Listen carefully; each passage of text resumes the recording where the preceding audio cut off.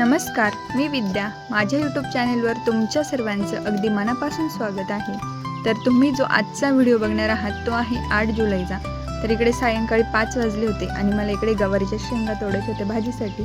तर पाऊस येऊन गेला होता आणि खूप वारं पण होतं. तर इकडे काही झाडं पडली होती, तर म्हटलं त्याची शेंगा तोडून घेऊया. आणि त्याच्या शेजारी भेंडी लावलेली आहे ना ताईंनी, तर भेंडीला पण मला भेंड्या दिसत होत्या थोड्याफार आलेल्या, तर म्हटलं भेंड्या पण तोडून घेऊया इकडे. तर सध्या पावसाळा चालू होता 2-3 दिवस. तर इकडे ना शेजारच्या घरामध्ये साप निघाला होता. तर मी जाईपर्यंत त्यांनी मारून पण टाकला होता. तर तो इकडे जाळायला आणला होता त्यांनी. तर असा बाथरूम जवळ बसलेला दिसला तो. आणि पावसाळ्यामध्ये असे प्रकार घडतातच. त्यानंतर आहे ना भेंड्या पण तोडून घेतल्या आणि स्वच्छ धुवून आणल्या. तर भेंडी पहिल्यांदा तोडली होती त्या झाडाची, तर त्याला पण छान भेंड्या आलेल्या आहेत. आणि गवार पण धुवून स्वच्छ घेतली. त्यानंतर संध्याकाळचे 7 वाजले होते आणि गणपती बाप्पांना दिवा वगैरे लावला.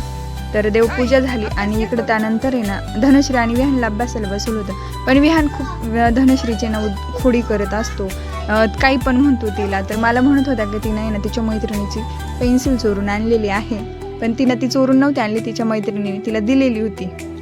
तर इकडे त्यांना अभ्यासाला बसवलं. त्यानंतर घरामध्ये कापूर जाळून घेतला. पावसाळ्याचे दिवस चालू आहे आणि घरामध्ये खूप असं उबट वगैरे वास येतो पावसामुळे. तर मैत्रिणीने ना त्यांच्या शेतातील वानोळा दिला होता, शेपूची भाजी आणि पालकची भाजी, आणि खूप छान होती. तर एक जोडी दिली होती त्यांनी. आणि त्यानंतर आम्ही दोघींनी ती इकडे निवडून घेतली. पावसामुळे त्याच्यावर थोडी माती बसली होती, तर इकडेच आम्ही दोघी गप्पा मारत ना ती भाजी निवडत होतो. आणि ताईंना ना करडईच्या भाजीची आठवण आली होती. तर त्यांना करडईची भाजी पण आवडते, पण त्यांना आता सध्या करडईची भाजी बघायला भेटत नाही. तर ती पण छान असते आरोग्यासाठी, आपल्या पालकसारखीच असते, फक्त थोडी काटे काटे असतात तिला. तर इकडे आम्ही दोघींनी गप्पा मारत भाजी छान निवडून घेतली.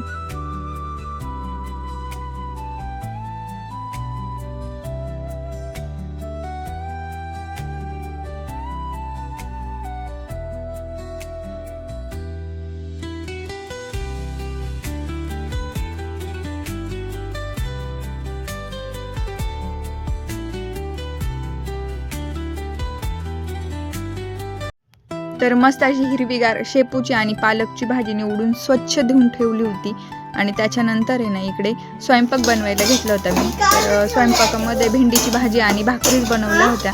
तर त्याच्यानंतर वेळ होता जेवण करण्यासाठी थोडा. तर ताई बोलल्या की मुलांसाठी तिळाचे लाडू बनव, तर त्यांना खूप आवडतात ते. तर म्हटलं बनवते. तर इकडे ना तिळाचे लाडू बनवायला घेतले होते मी, पण शेंगदाणे पाहिले तर बरणीमध्ये शेंगदाणे संपले होते. तर ताई बोलल्या की तू तीळ भाजीपर्यंत मी शेंगदाणे फोडून देते. तर मग इकडे ना मी तीळ भाजत होते. आणि विहानला भाकरीचा पापड खूप आवडतो, मग तो इकडे भाकरीचा पापड खात होता. तर इकडे मस्त आहे ना खरपूस तीळ भाजून घेतले. आणि लो टू मिडियम हीटवरच तीळ भाजायची. याची मी डिटेल रेसिपी आपल्या चॅनलवर अपलोड केलेली आहे, ती तुम्ही जाऊन बघू शकता. आणि उपवासाला पण चालतात आणि आपल्या हाडांसाठी तर खूप चांगलं असतं तीळ. कॅल्शियम असतं त्याच्यामध्ये सर्वात जास्त प्रमाणात. तर इकडे शेंगदाणे पण छान भाजून घेतले आणि शेंगदाणे पण खरपूस भाजून घ्यायचे, त्यानंतरच आपल्या तिळाच्या लाडूंना टेस्ट छान येते.